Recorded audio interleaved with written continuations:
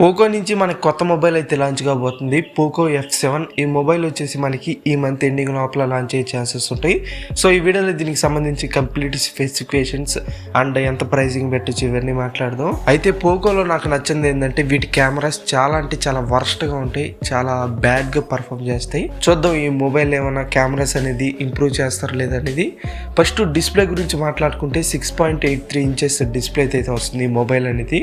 1.5K OLED display అయితే provide చేశారు. 120Hz refresh rate కి అయితే సపోర్ట్ చేస్తుంది. ఇంకా బ్రైట్నెస్ విషయానికి వస్తే 3200 నిట్స్ అయితే ప్రొవైడ్ చేశారు. ఇది కానీ ఒక గుడ్ మూవ్ అని చెప్పుకోవచ్చు. డిస్ప్లే పరంగా ఎలాంటి కంప్లైంట్స్ అయితే లేదు. డిస్ప్లే అయితే చాలా బాగుంటుంది. సో మనం పోకో మొబైల్స్లో ప్రీవియస్ కానీ పోకో F6లో చూసాం. పర్ఫార్మెన్స్ అండ్ డిస్ప్లే అయితే చాలా బెటర్గా ఉంటాయి కంపేర్ టు అదర్ మొబైల్స్.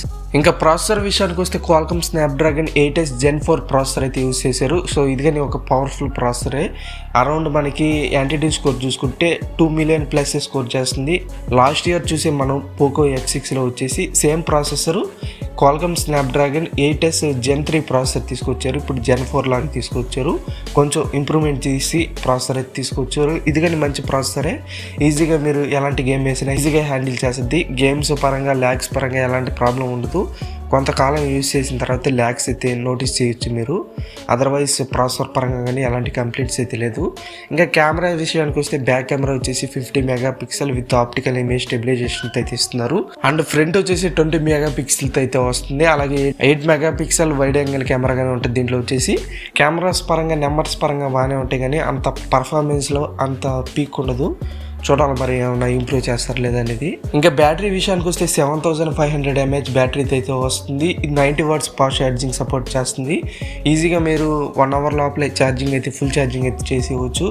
మీకు డిశ్చార్జ్ విషయానికి వస్తే ఎంత హెవీగా యూజ్ చేసినా 1 డే అయితే మ్యాక్సిమం వస్తుంది. 7500 mAh బ్యాటరీ కాబట్టి ఈజీగా 1 డే అయితే యూజ్ చేసుకోవచ్చు మీరు వచ్చేసి. అలాగే దీంట్లో రివర్స్ ఛార్జింగ్ సపోర్ట్ గానే ఉంది. 22 వాట్స్ వరకు రివర్స్ ఛార్జింగ్ అయితే చేసుకోవచ్చు మొబైల్కి వచ్చేసి. ఇన్ డిస్ప్లే ఫింగర్ ప్రింట్ అయితే వస్తుంది. IR బ్లాస్ట్ IP69 68 రేటింగ్ అయితే ఉంది. కంప్లీట్ డీప్ వాటర్లో కానీ అప్ టు 30 మినిట్స్ వరకు సర్వైవ్ అవుద్ది. ఇది మొబైల్ గురించి అయితే.